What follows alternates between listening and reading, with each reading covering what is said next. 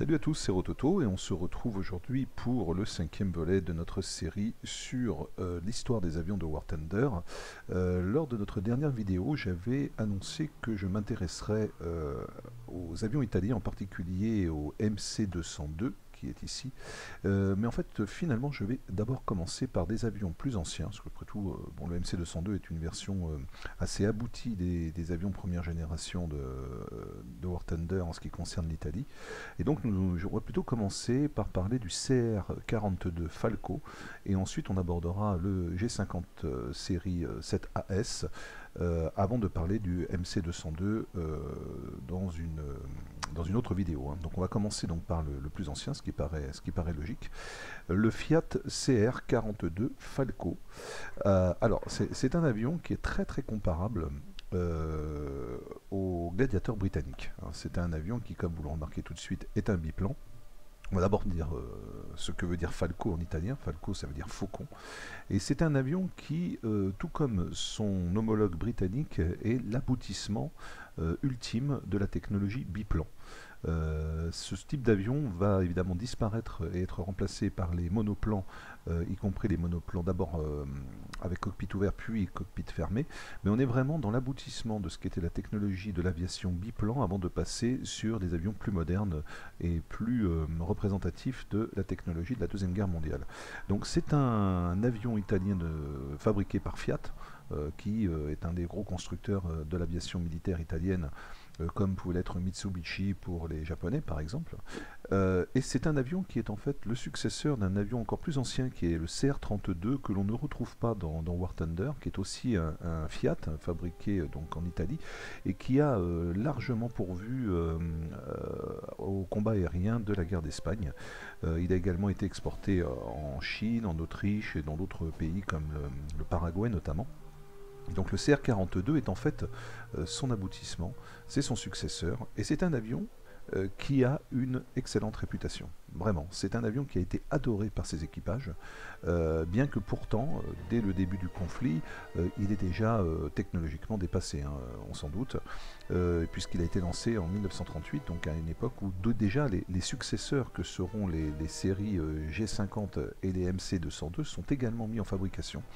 Mais il est malgré tout maintenu en service et il va participer pratiquement à toute la guerre dans les forces aériennes italiennes, notamment dû au fait de son excellente réputation en matière de manœuvrabilité, en matière de pilotage. Hein. Les pilotes l'adorent, vraiment. Ils ne tarissent pas d'éloges concernant cet avion qu'ils considèrent comme un très très bon appareil. Et il dispose également, fait notable, d'un armement assez conséquent par rapport à ce type d'avion, puisqu'il est équipé de 2 mitrailleuses 12-7, ce qui est quand même quelque chose d'assez notable. Il faut savoir quand même qu'à l'époque, si on compare par exemple aux Fury britanniques, la plupart des mitrailleuses étaient généralement des mitrailleuses 7-7, donc des mitrailleuses assez peu performantes. Bon, le Gladiator, lui, est équipé de 4 mitrailleuses 7-7, donc ce qui compense le faible calibre, hein, puisqu'il en a 2 supplémentaires. Mais en tout cas, le Falco, le CR-42 Falco, lui dispose déjà de 2 mitrailleuses 12-7, ce qui en fait un adversaire redoutable et capable de tenir tête à des appareils et non des moindres, puisque bon, il a évidemment énormément combattu contre son homologue britannique, le Gladiator, on en parlait il y a quelques instants, mais il a également combattu de façon assez honorable face à des appareils plus évolués tels que le Hurricane, en tout cas dans sa première série. Voilà. Donc on va commencer la partie, puisqu'on est déjà à 4 minutes, hein, on va lancer une partie immédiatement. Alors je dois vous dire que j'ai pratiquement pas du tout joué avec cet avion, je le connais très très mal, donc on va le découvrir ensemble. A priori il est supposé avoir une excellente manœuvrabilité, bon, ça on va le voir assez rapidement. J'espère que j'arriverai à en faire quelque chose d'assez propre comme la dernière fois, parce que c'est pas toujours évident, comme je le disais dans les vidéos précédentes, de commenter et de se battre. Qu'est-ce que je peux vous dire d'autre en attendant que la partie se lance? C'est un avion qui a été fabriqué quand même à 1700 exemplaires, hein, c'est pas rien. Il a été pas mal exporté, on le retrouve notamment dans des pays comme la Belgique au début de la guerre, où il va participer à la défense du territoire belge contre les invasions de la Luftwaffe, hein, avant que la Belgique ne soit envahie par la Wehrmacht. On le retrouve également dans les armées suédoises et hongroises, où il va tenir un rôle, somme toute, assez secondaire, mais néanmoins non négligeable. On le retrouve aussi, surtout, essentiellement dans les forces aériennes italiennes en Afrique du Nord, où il sera confronté donc au Gladiator britannique. Quand on parlait du Gladiator, pour ceux qui n'ont pas vu la vidéo, je vous invite à la regarder à l'occasion. Vous verrez que je vous parle justement des succès rencontrés par les gladiateurs britanniques contre les Italiens, et notamment l'as incontesté sur Gladiator, qui était un Sud-Africain et qui a rencontré la majorité de ses succès contre les avions italiens du même type. Donc quand je vous parlais de ces avions italiens du même type, on parlait notamment de ce fameux avion CR-42. Voilà. Qu'est-ce que je peux vous dire d'autre à ce sujet?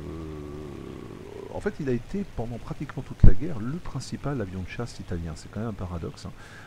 Alors qu'il y avait pourtant donc déjà des avions plus aboutis comme le G50 ou le MC202, il est resté malgré tout l'un des principaux appareils, sans doute justement grâce à cette réputation qui lui collait à la peau d'appareil très fiable et très apprécié par les pilotes. Alors on va déjà tout de suite commencer par une attaque contre un Hawk. Est-ce que je vais réussir à en faire quelque chose là?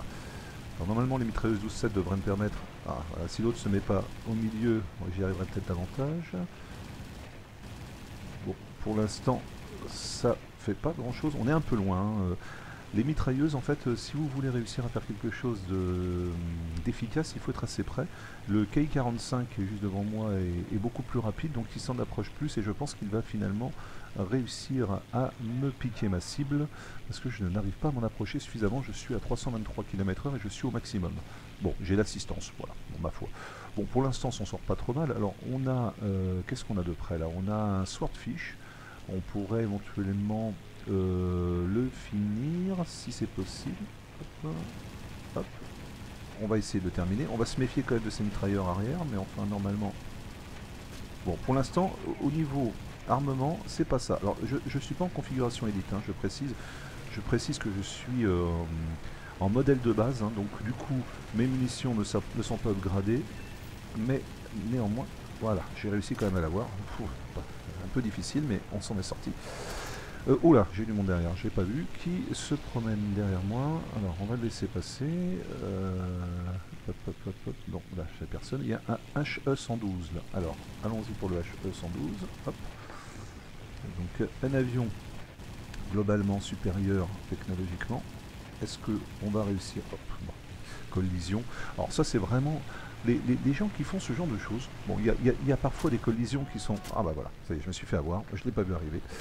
Il devait avoir, à mon avis, un armement bien upgradé pour me descendre de cette façon. Bon bah ça va aller très rapide, du coup on va s'arrêter là, puisque la vidéo va faire moins de 10 minutes, c'est parfait. Je vous disais la dernière fois que j'essayais de faire des vidéos assez courtes pour justement ne pas avoir trop de temps pour les télécharger. Donc je suis navré de ne pas avoir fait beaucoup plus, hein. Là pour le coup je pouvais pas faire grand chose. Quand vous prenez un coup aussi direct, alors je sais pas comment il a fait, s'il a tué le pilote, hein, j'ai pas eu le temps de voir précisément, mais quand vous prenez un coup aussi direct, vous ne pouvez pas faire grand chose de plus. En tout cas, on peut remarquer d'ores et déjà, effectivement, au niveau de la jouabilité, que c'est un avion assez agréable à contrôler, mais qui est représentatif des avions de sa génération, à savoir qu'il est quand même assez lent. Donc difficile de rattraper une cible plus rapide, et donc évidemment quand vous avez en plus un armement assez faiblard, c'est pas évident. Donc contre le Swordfish j'ai pas eu trop de soucis parce qu'il était déjà blessé et il volait à une vitesse très faible qui me convenait bien. Par contre contre des avions plus rapides, là évidemment j'ai beaucoup de mal. Voilà. Et l'armement, lorsque vous ne l'avez pas upgradé, est assez faiblard, donc au-delà de 500 mètres vous pouvez tirer autant que vous voulez, ça fait quasiment aucun dégât. Voilà, donc je pense qu'on a fait le tour en ce qui concerne le vénérable CR-42. On va s'arrêter là pour cette vidéo et on va donc passer ensuite pour la vidéo suivante, pardon, à une vidéo qui traitera donc du G50 Freccia, et qui est donc un avion un petit peu plus élaboré et dont on va parler immédiatement. Voilà, je vous dis à très vite, à ciao.